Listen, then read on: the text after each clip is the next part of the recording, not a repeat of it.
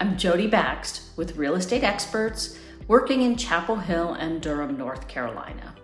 I have big news for any of you in North Carolina who are considering installing solar panels.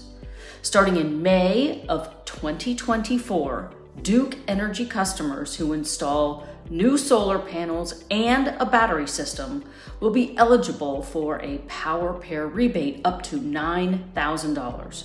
That's $3,600 for solar and $5,400 for the batteries. When you combine the power pair rebate with the 30% federal solar tax credit, the savings increases up to 52%. Amazing! This is the time to really consider installing solar with battery backup.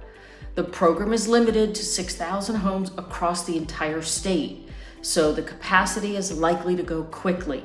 Applications begin in May 2024. To apply, you need to have your system designed and submit a complete interconnection request to Duke Energy. This program is great. Now there's an even greater incentive for consumers to install solar batteries that are using green energy, and the batteries make the system resilient. With battery backup, you don't need to worry when you lose power when the grid goes down.